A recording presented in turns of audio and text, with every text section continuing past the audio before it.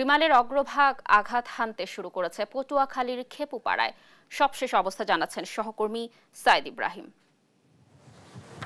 ধন্যবাদ আপনাকে। ঘূর্ণিঝড় রেমালের প্রভাব পড়ে গেছে। এখনও কিন্তু ঘূর্ণিঝড় রেমালের যে যাওয়ার পর যে একটি দমকা বাতাস, ঝড়ো বাতাস, তা কিন্তু লক্ষ্য করা যাচ্ছে। আপনাকে যদি আমি ক্যামেরা পার্সনের মাধ্যমে দেখাই তাহলে দেখবেন যে আকাশ কিন্তু মেঘাচ্ছন্ন, কিন্তু বাতাসের তীব্রতা এত বেশি এবং সমুদ্রের গর্জন সব মিলিয়ে কিন্তু একাকার।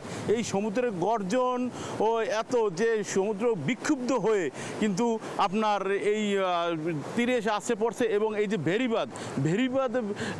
ভেরিবাদ ওভার হয়ে কিন্তু ভিতরে পানি ঢুকে গেছে। এছাড়া আমি কথা বলেছি BIWT এর কাছে। তিনি আমাকে বলেছেন যে সমস্ত যে আপনার যে ডাবল ডেকার যে লঞ্চগুলো আছে সেই লঞ্চগুলো কিন্তু চলাচল করা নিষিদ্ধ করা হয়েছে। এছাড়াও আমি কথা বলেছি পানি উন্নয়ন বোর্ডের সাথে। তিনি আমাকে বলেছেন যে সমস্ত জায়গার যে দুর্বল আছে সেই জায়গাগুলো থেকে কিছু পানি আংশিক ঢুকে গেছেন।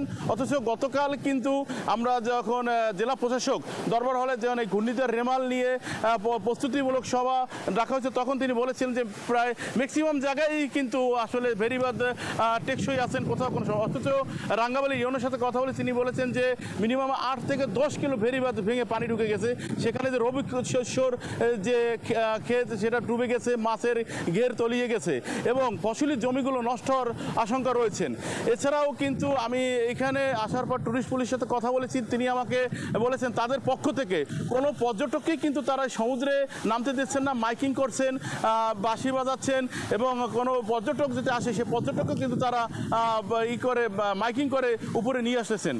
এবং এছাড়াও কিন্তু আমি কথা বলেছি এখানে মহিপুরের যে ভারপ্রাপ্ত ওসি তার সাথে তিনি বলেছেন আমরা পর্যায়ক্রমে সার্বক্ষণিক আমরা দায়িত্বে আছি যে এখানে কোনো দুর্ঘটনা যেন না ঘটে। এছাড়াও কিন্তু আপনি যদি দেখেন তাহলে দেখবেন যে কীরকম সমুদ্র ফুসে উঠেছে, বড় বড় ঢেউ আছড়ে পড়তেছে এবং এছাড়াও কিন্তু পর্যটকদের কিন্তু আসলে নিরাপদে রাখবে সেটা কিন্তু পর্যটকরা আসলে তা মানতেছেন না। তারা এই টুরিস্ট পুলিশের চোখ ফাঁকি দিয়ে তারা কিন্তু ঠিকই সমুদ্রের পাড়ে এসে আসেন এবং সমুদ্রে নামার চেষ্টা করেন। ঘূর্ণিঝড় রেমাল আপনার পায়রা বন্দর থেকে আপনার 250 কিলোমিটার দূরে আছেন বলে জানিয়েছেন আবহাওয়া অফিস। এবং এছাড়াও কিন্তু আপনাকে আরেকটা জিনিস জানিয়ে রাখি যে এখানে ঘূর্ণিঝড় রেমালের জন্য সর্বপ্রকার প্রস্তুতি গ্রহণ করেছেন এখানকার যে টুরিস্ট পুলিশ আছেন তারা। এছাড়া জেলা প্রশাসকের পক্ষ থেকেও কিন্তু ব্যাপক প্রস্তুতি গ্রহণ করা হয়েছে এবং আশ্রয় কেন্দ্র বলে, সাইক্লোন সেন্টার বলে, সব কিছুই কিন্তু তারা প্রস্তুতি গ্রহণ করেছেন। এছাড়া প্রত্যেকটা সাইক্লোন সেন্টার আশ্রয় কেন্দ্রে কিন্তু তারা নিজেরা থাকতে পারবে এবং তাদের গবাদি পশু থেকে শুরু করে সব, এবং সেখানে তারা খাবারের ব্যবস্থা করেছেন, নিরাপদ খাদ্য পানীয় তারা ব্যবস্থা করেছেন। এই ছিল ঘূর্ণিঝড় রেমাল নিয়ে এখনকার মতো আমার কাছে সর্বশেষ সংবাদ।